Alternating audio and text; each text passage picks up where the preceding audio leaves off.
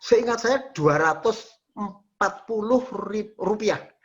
240 Rp240. rupiah Itu setahun. Waktu itu kosnya saya itu 250 rupiah per tahun. bulan.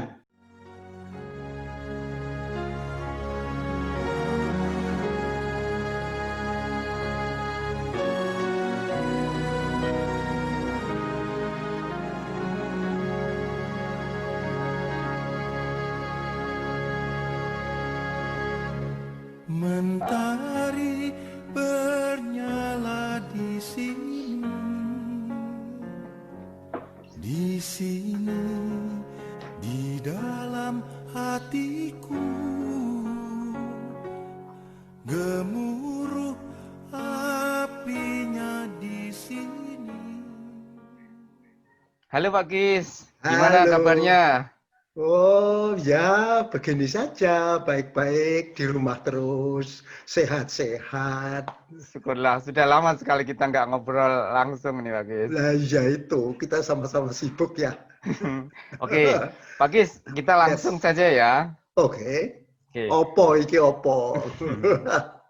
Jadi ceritanya itu, kita itu mau bikin satu cerita. Kira-kira ITB pada zaman dahulu itu seperti apa? Jadi kita juga merayakan satu abad ITB untuk mengenang dengan menceritakan suasana ITB zaman dahulu. Sehingga generasi sekarang bisa tahu.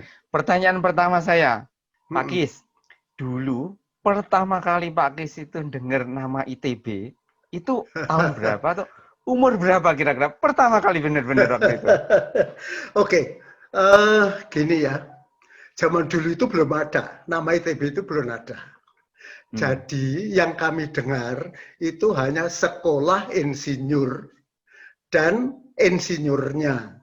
Jadi sejak saya kecil, kakek saya, nenek saya itu sudah berkenalan dengan profesi insinyur. Karena kakek saya itu dulu mantri pengairan dan insinyurnya itu insinyur sipil yang ngurusi pengairan. Jadi kalau ada tamu insinyur kuwi Mbah Putri itu wah ribut masa. Jadi insinyur itu sudah kami ketahui sejak kecil. Tahun berapa kira-kira kalau boleh tahu? Oh dari kecil sekali.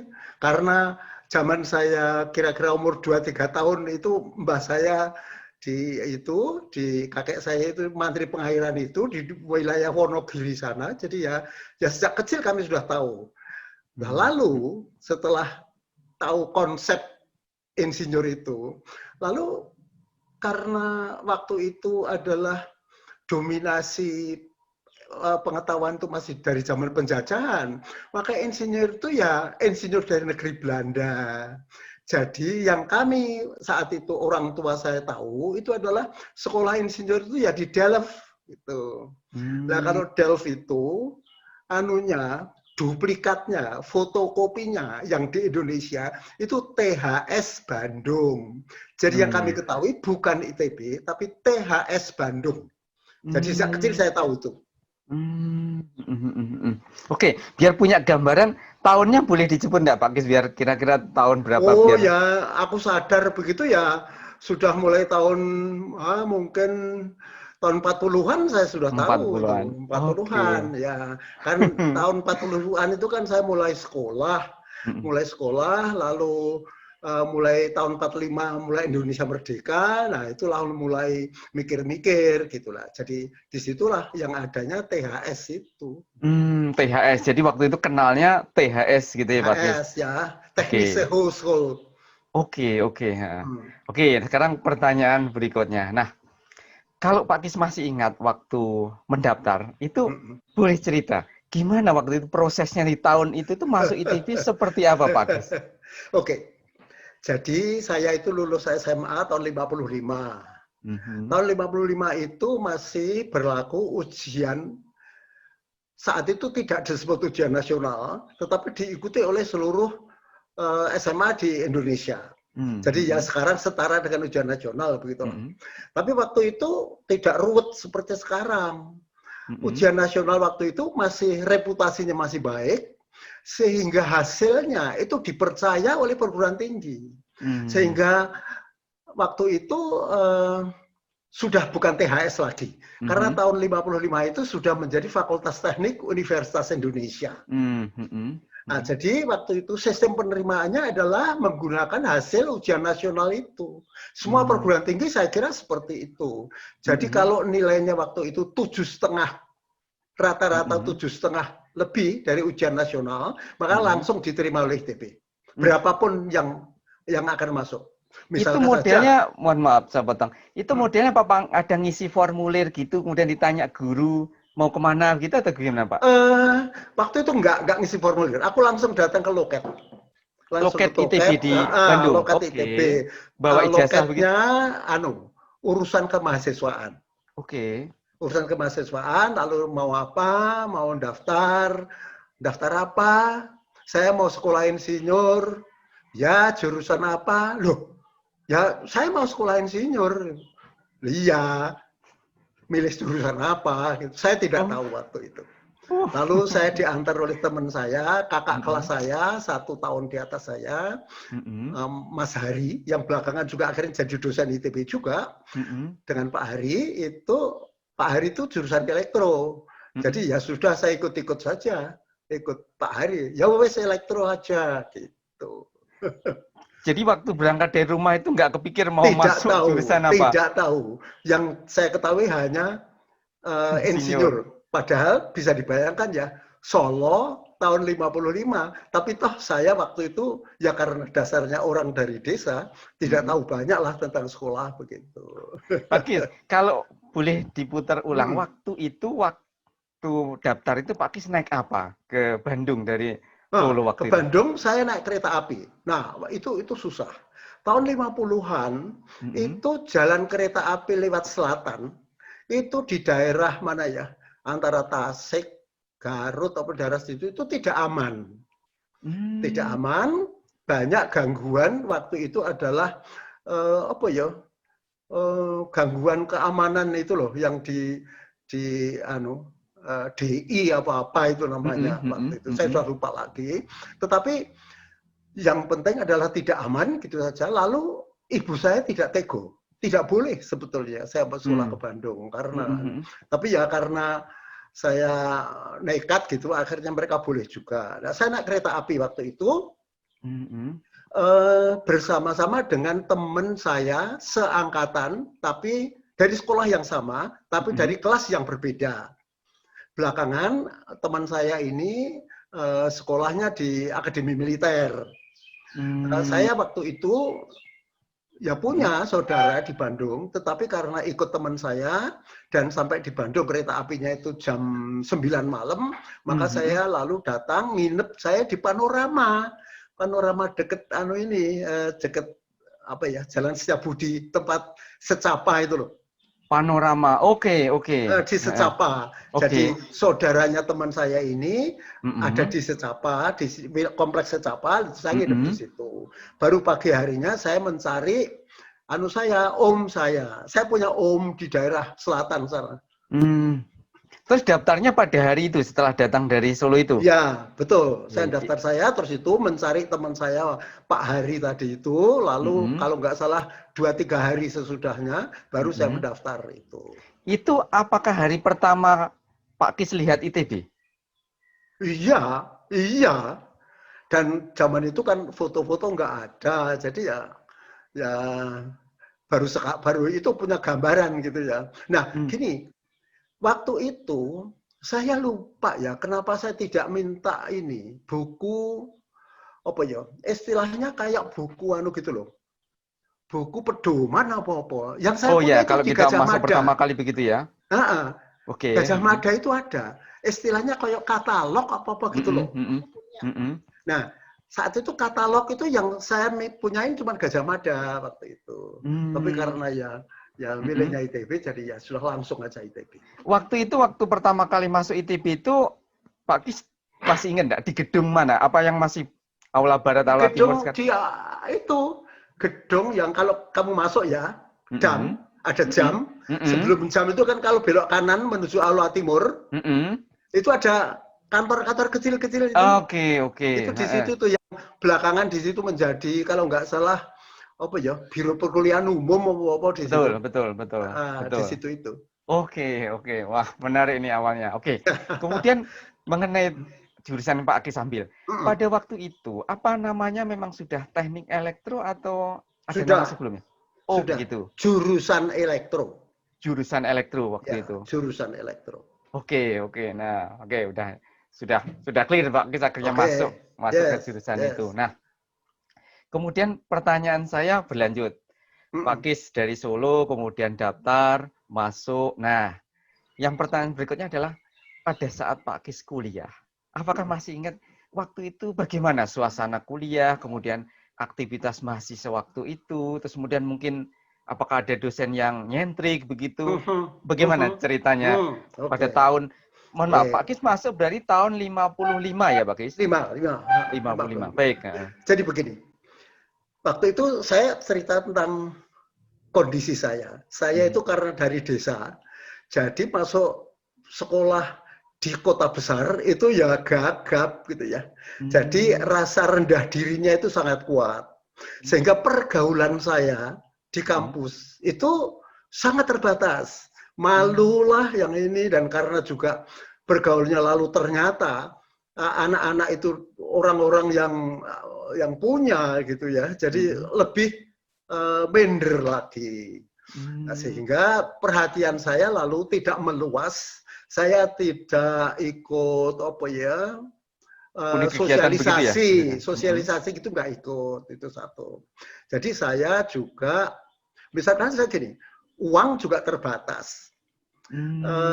Sehingga untuk biaya ya berat juga untuk aktivitas gitu. Lalu teman-teman waktu itu motor itu belum banyak. Oke. Tetapi sepeda motor gede-gede itu seperti ada Norton, ada Matchless, ada macam-macam. Seperti teman saya tadi itu, Pak Hari itu sepeda motornya Matchless. Motor 2500 cc itu, tapi gede, wujudnya itu gede. Dan itu masuk ke kampus begitu ya? Oh iya, karena jumlahnya juga masih sedikit, sehingga tidak dibatasi gitulah. Lalu karena saya merasa rendah diri, jadi saya lalu konsentrasi di sekolah. Walaupun saya sesungguhnya justru karena tidak bergaul, maka aku kurang ngerti mata kuliah, aku nggak bisa tanya ke siapa-siapa, nggak punya sobat dan sebagainya itu. Lalu suasana perkuliahannya itu umum, banget, kelasnya gede banget. Jadi waktu itu karena tidak ada pembatasan mahasiswa yang masuk, maka seingat saya elektro itu sekitar 120 itu mahasiswa barunya. Tahun 55. Tahun 55 itu. Waktu itu yang paling banyak menerima mahasiswa baru itu farmasi. Farmasi sampai 250 itu satu angkatan. Ya. Jadi suasananya memang ya ramai banget begitu. Di samping aturannya itu adalah nanti kalau kamu menyinggung tentang biaya, nanti akan kembali ke sini. Aturannya itu membuat sedemikian rupa sehingga memunculkan mahasiswa yang tidak lulus gitu loh. Jadi jumlahnya itu banyak sekali. Jadi mahasiswa abadi itu dari tahun 50 ya sudah ada sebetulnya. Zaman saya itu mahasiswa abadi. Jadi jumlahnya banyak sekali sehingga lebih lagi tidak konsentrasi, satu. Yang kedua, waktu itu ada satu dosen matematik seingat saya yang orang Belanda yang kuliahnya bahasa Inggris. Yaitu sebetulnya seorang astronom namanya Van Albada jenenge. Tapi ngajar matematik. Saya ngambil matematik dari dia. Itu kuliahnya bahasa Inggris. Lebih kalang kabut lagi begitu ya. Ujiannya juga ada ujian yang killer gitu ya. Ya ini buka wadi boleh ya. Ini ironi ini. Ada satu mata kuliah yang namanya jenenge waktu itu jenenge apa? Tapi rangkaian listrik waktu namanya kuliah itu. Istilahnya waktu itu kalau nggak salah Wessel-Strom teori itulah rangkaian listrik. Itu dosennya killer betul itu. Sangat killer. Aku ujian itu sampai 7 kali nggak lulus. Pada waktu itu istilah dosen killer itu memang sudah ada atau ada istilah lain? Oh ya begitu. Itu. Oke. Misalkan ya, ya apakah ini killer apa tidak, tapi nek sing ikut ujian sampai 40-50 orang, sing lulus cuma 7, 8, 10. Lah itu ya lalu kita semua mengatakannya waduh dosen killer tenan iki gitu. Oh. Nah itu Weierstrass teori itu saya ngambil 7 kali tidak lulus. Oh, terus begitu. Ganti tahun 50 berapa ya, 7 apa 58 ganti dosen-dosen dari Amerika datang. Terus ngajar dosen Amerika. Aku ujian dosen Amerika sekali jalan lulus. Dosen Amerika itu maksudnya orang Indonesia gini, ceritanya panjang. Tahun 57 kalau nggak salah ya, itu Pak Presiden itu menggenjot Irian harus kembali ke Indonesia. Waktu itu Irian masih dikuasai oleh Belanda. Jadi ada yang disebut Trikora. Ya, betul. Trikora itu adalah ngerebut Irian. Nah, karena dalam proses pembebasan Irian itu, maka perusahaan-perusahaan milik Belanda waktu itu dinasionalisasi. Oke, nasionalisasi. Setelah dinasionalisasi, maka pimpinannya yang orang Belanda pada pulang. Jadi waktu itu ada eksodus orang-orang Belanda yang karena nasionalisasi pulang ke negeri Belanda, termasuk dosen-dosen ITB. Jadi dosen ITB pada pulang, lalu karena kebanyakan dosennya adalah Belanda, ya kosong ITB. Karena kosong mungkin sekitar 1 tahun gitu ya, kuliahnya itu praktis mandek lah. Sampai kemudian pemerintah membuat kesepakatan karo Amerika mendatangkan dosen-dosen Amerika. Itulah yang pertama kali yang disebut tim dosen Amerika dalam rangka kerjasama Kentucky Contract Team. Nah itulah dosen-dosen Amerika mulai datang. Itu kalau nggak salah tahun 57 atau 58. 57 sekitar itu ya. Jadi ya itu. Jadi memang benar-benar bule Amerika begitu ya ceritanya. Bule Amerika itu. Karena orang-orang dari sana dan kuliahnya full bahasa Inggris. Full bahasa Inggris. Oke.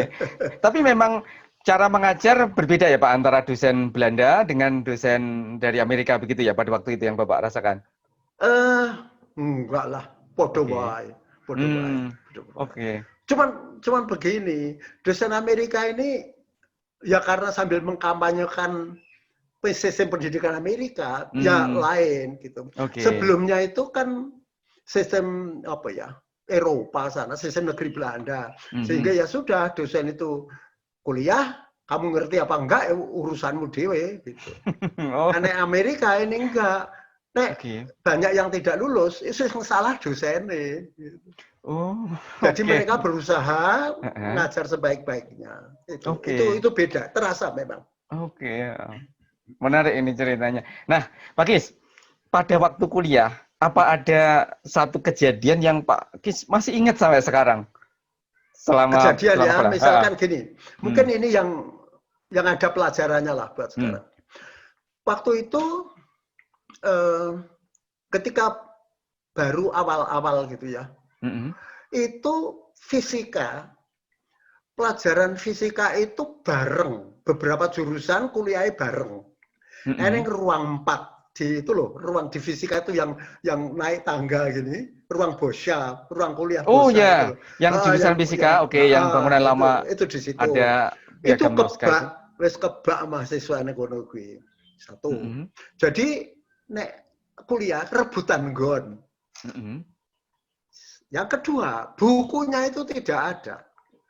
Bukunya itu hanya ada bahasa Inggris, namanya kronik, textbook fisika.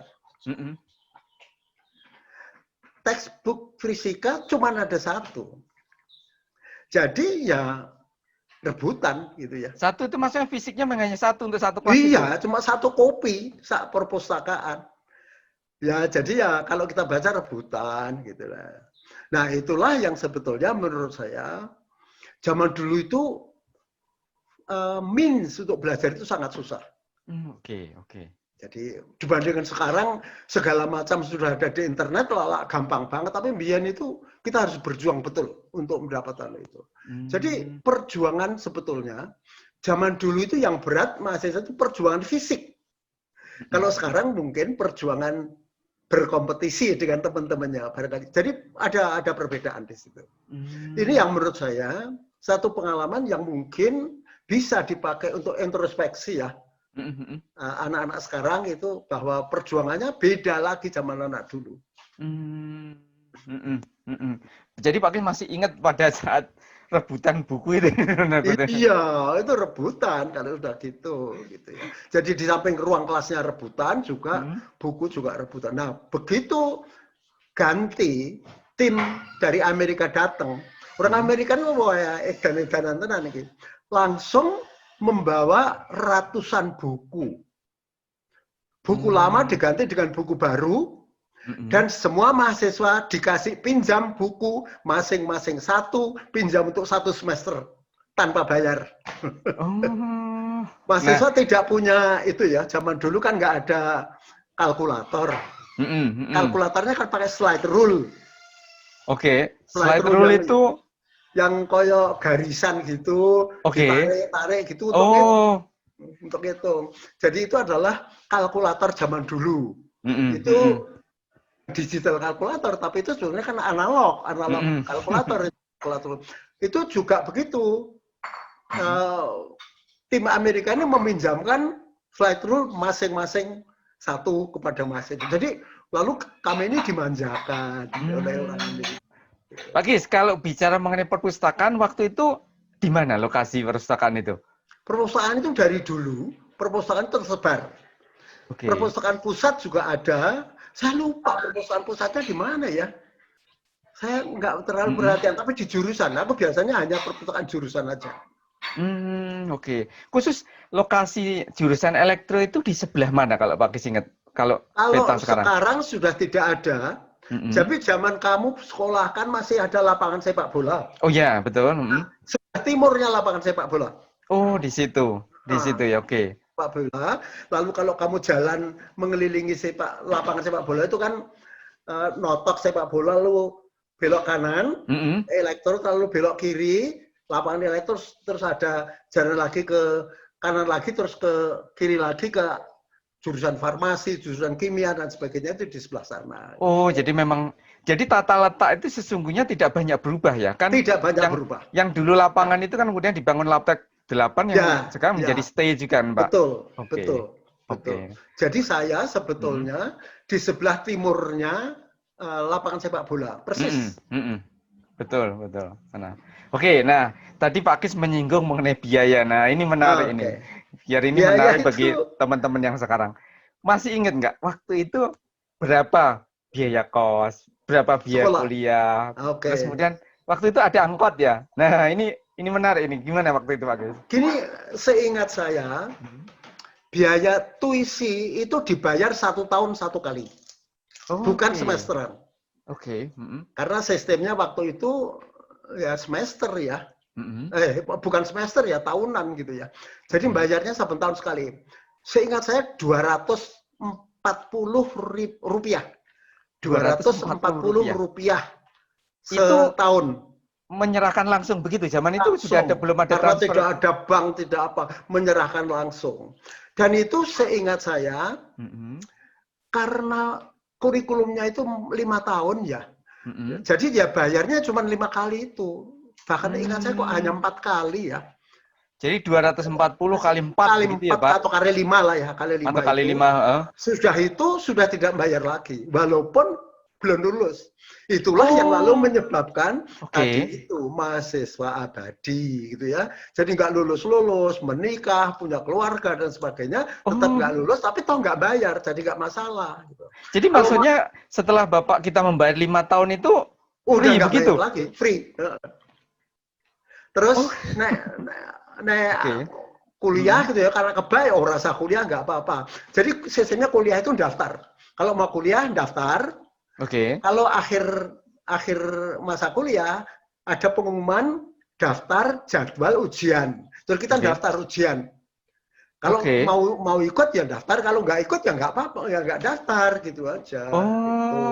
Jadi itu seperti itu ya. Jadi sebagai gambaran ya, waktu itu kosnya saya itu Rp250 per bulan. Oh, per bulan. Per bulan jadi, kos saya. Jadi biaya kuliah itu sangat murah dibandingkan biaya ini ya, Pak? Betul. Biaya kosnya ya. Biaya living cost ya. Living cost-nya saya kos saja itu, tapi kosnya sudah dengan makan loh ya. Oke.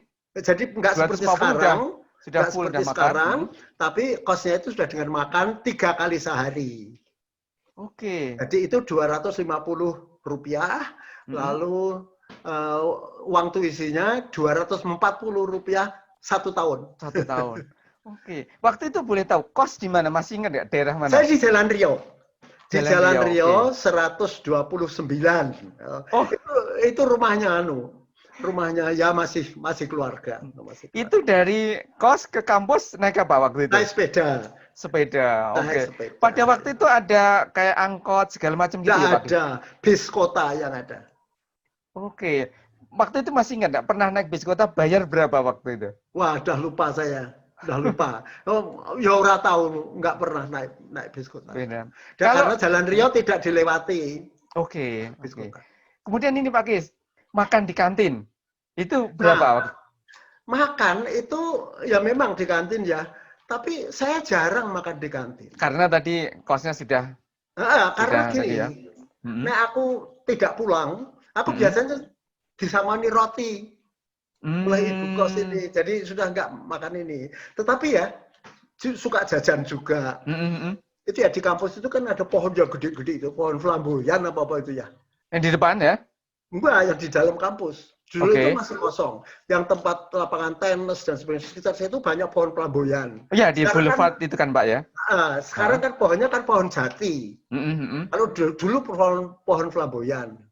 Di bawah pohon flamboyan itu selalu ada tukang bajigur. Nah, kalau siang makan bajigur, minum bajigur, sama makan ketela rebus. Itu di situ. Masih ingat nggak berapa waktu itu kira-kira? Wah, wis lupa ya, murah aja, murah. Terus di depan ya, di depan kampus, di depan regolnya, gerbangnya itu. Kalau nggak salah sekarang ada tiang bendera apa ya? Di tempat tiang bendera itu. Oke, yang paling depan mepet jalan itu ya? Oke. Ya, ada yang mangkal tukang es puter. Wah, itu terkenal banget. Semua anak ITB mesti kenal, dan kalau reuni ke Bandung mesti nyari gitu es puter Mahmud sebenarnya. Itu ya hal-hal yang menarik seperti itu. Jajannya kami itu paling jauh adalah es puter Mahmud itu. Lalu kalau di dalam ya bajigur sama jam 1, jam 2 siang itu makan itu sambil nunggu kuliah. Itu gitu. Rasanya di depan kampus itu selalu ada makan legendaris untuk tiap generasi, Pak Kis. Ada zaman dulu lumpia dan sebagainya begitu ya. Jadi itu kalau zaman saya ya itu dari dulu juga sudah ada itu ya. Es Mahmud itu. Pak Kis, pada waktu itu apa ya hiburan di dalam kampus? Apakah waktu itu bioskop sudah ada ya di Bandung sudah masuk ya? Zaman tahun 50-an belum ada. Tetapi belakangan itu ruang 6. Ingat nggak ruang 6? Itu dipakai untuk teater bioskopnya mahasiswa. Ruang 6 itulah yang dipakai untuk teater bioskop. Nah dulu ketika tahun 65, tahun 65 itu karena ada rame-rame G30 SPKI itu, maka kampus itu tidak ada kuliah. Itu saben hari mahasiswa muter film di situ. Istilahnya itu gedung bioskopnya Liga Film Mahasiswa. Oh, berarti yang sekarang masih ada itu ya Pak, gedung LFM itu ya? Iya. Liga Film. Masih ada sekarang ya? Masih ada. Jadi itu muter film memang dari tahun 60-an kalau kita lihat sejarahnya. Iya, itu sudah ada dari dulu. Oke.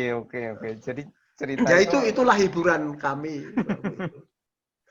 Oh, gitu. Oke. Baik, sekarang Pak Kis sudah melampaui banyak cerita di kampus, terus kemudian sekolah di Amerika berkali-kali, terus kemudian mengabdi di banyak tempat. Nah, pertanyaan saya begini. Jadi ketika Pak Kis ditanya, apa yang Pak Kis bayangkan atau Pak Kis pikirkan tentang ITB pada saat belum masuk, kemudian saat mengalami, dan setelah bertahun-tahun lulus dari ITB, kira-kira apa yang ada di dalam benak Pak Gis? Susah itu. Gini, dulu sebelum masuk tentu membayangkan sesuatu yang besar itu ya. Tetapi waktu itu juga aspirasi juga tidak besar. Misalkan, ketika saya masih sekolah belum lulus, masih di ITB, maka saya pengen saya itu ingin kerja di PLN. Karena waktu zaman tahun saya itu adalah elektro itu jurusannya cuma 2, arus kuat sama arus lemah. Dan saya mengambil arus kuat. Jadi waktu itu karena perusahaan swasta itu belum ada, praktis belum ada, maka yang ada adalah hanya pegawai negeri semuanya, dan itu hanya ada 2 kesempatan kerja, yaitu di telekomunikasi, PTT waktu itu namanya, pos telepon dan telegraf, satu lagi perusahaan listrik negara. Jadi saya ke listrik negara. Aspirasinya memang tidak tinggi, ya karena pengetahuannya cuma di situ. Lalu ketika saya ngambil tugas akhir ini pembimbing saya adalah dosen muda yang baru pulang dari Amerika. Itu awal dari mata kuliah kontrol yang pertama kali diajarkan. Dosennya Pak Muhammadi namanya. Sebelum Pak Muhammadi, kontrol itu kontrol untuk teknik tenaga. Yang mengajar dosen tua, itu memang ada, tapi itu tidak populer. Gitu. Yang Pak Muhammadi ini kontrol yang berdiri sendiri. Jadi bukan untuk sesuatu, tapi teori kontrol. Waktu itu namanya bukan kontrol, tapi namanya mata kuliah servomekanisme. Nah, saya dengan dosen muda yang baru yang untuk pertama kali dibuka ini, muridnya ada 3. Ya, ingat saya ada 3 ya. Satu Pak Widodo, Anda masih betul, ingat. R.J. Widodo. R.J. Widodo. Satu lagi Pak Tunggal Mardiono. Pak Tunggal Mardiono. Satu lagi saya. 3 orang ini, cuman ini murid pertamanya Pak Muhammadi.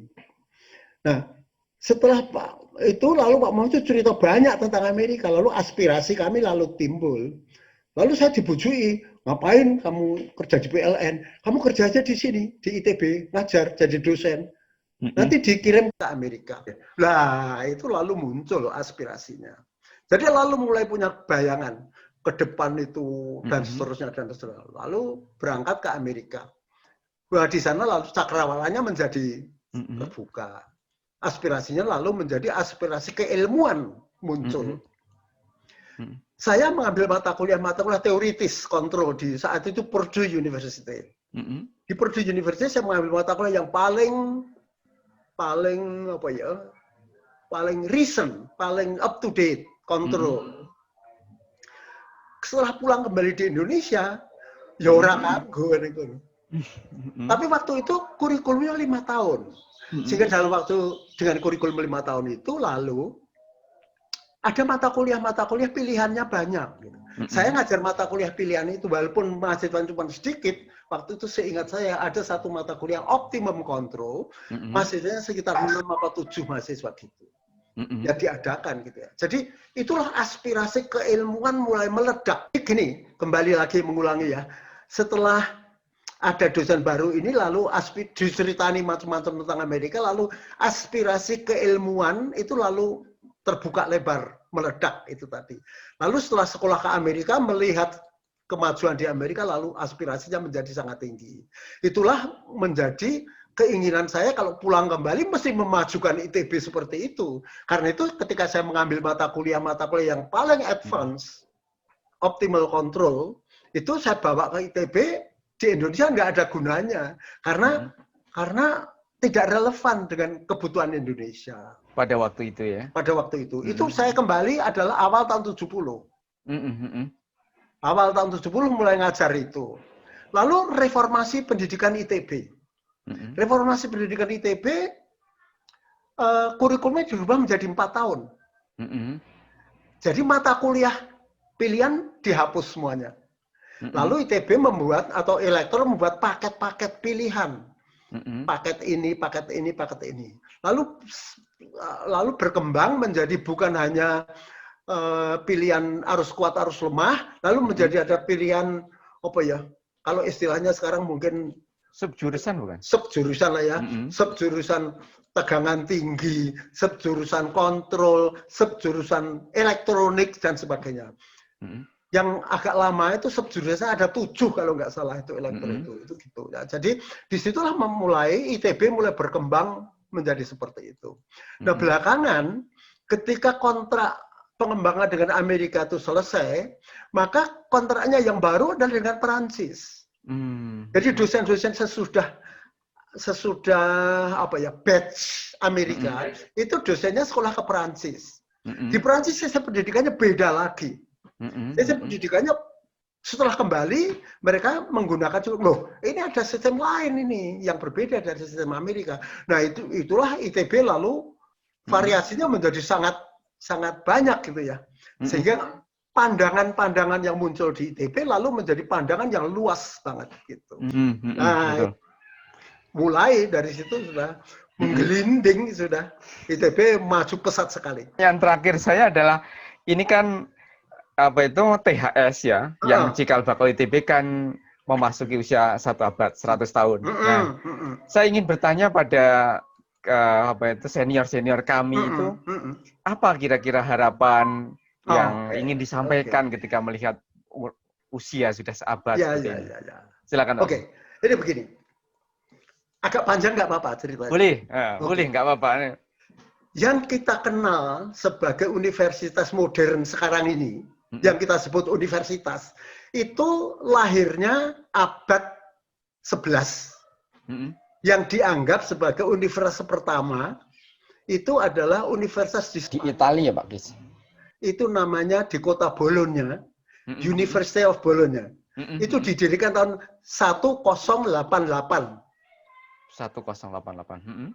Sekarang masih ada menjadi universitas papan atas dunia, kalau nggak salah ranking 160 dunia. Mahasiswanya sekitar 72.000 mahasiswa. Kita bisa membayangkan, umurnya sudah 900 tahun lebih. Jadi, untuk suatu universitas, beraspirasi umur panjang itu mungkin. Mungkin. Ya, jadi saya ingin ITB juga umur panjang gitu ya. Nah, untuk bisa umur panjang itu apa? Resepnya kan mesti ngono ya. Resepnya adalah bisa mempertahankan jati dirinya. Jati dirinya universitas itu apa gitu. Jadi kalau kita bisa kembali ke jati diri kita, kita tidak gampang terombang-ambing oleh tarik-menarik kepentingan-kepentingan yang ada di masyarakat. Loh, bahwa dari dulu universitas itu mengcater suatu kepentingan itu ya. Karena pada awalnya itu universitas yang saya ceritakan tadi berangkat dari sekolah yang didirikan oleh gereja. Jadi untuk kepentingan gereja. Jadi kalau sekarang ada kepentingan itu normal. Misalkan pemerintah, karena ini sekolahnya pemerintah ya, punya kepentingan. Pendidikan di Indonesia adalah pendidikan nasional. Ya, jadi ini keberadaan universitas memang suatu instrumen untuk suatu tujuan tertentu. Ya, jadi kalau kita bisa mempertahankan jati diri kita, apapun jati diri kita, maka umur kita bisa panjang gitu loh. Tidak gampang terombang-ambing. Tapi kalau kita nggak punya jati diri, nggak punya karakter, dibujuk ke kiri, akan ke kiri, dibujuk ke kanan, akan ke kanan gitu. Itu umurnya lalu bisa tidak panjang. Ya, jadi ada lagi satu contoh di India. Di India itu ada sekolah yang sering disebut sebagai pendidikan tinggi yang sangat awal. Nalanda namanya. Universitas Nalanda. Itu sudah ratusan tahun. Lalu ketika abad 12, abad 13, itu dihancurkan karena di India ada perang. Lalu mati, baru belakangan ini tahun 2000 berapa ini dibangun kembali untuk menjadi universitas yang bagus. Baik, jadi begini, ini ilustrasi saja ingin menunjukkan bahwa universitas itu umurnya bisa panjang. Contoh tadi Bologna University itu 900 tahun lebih.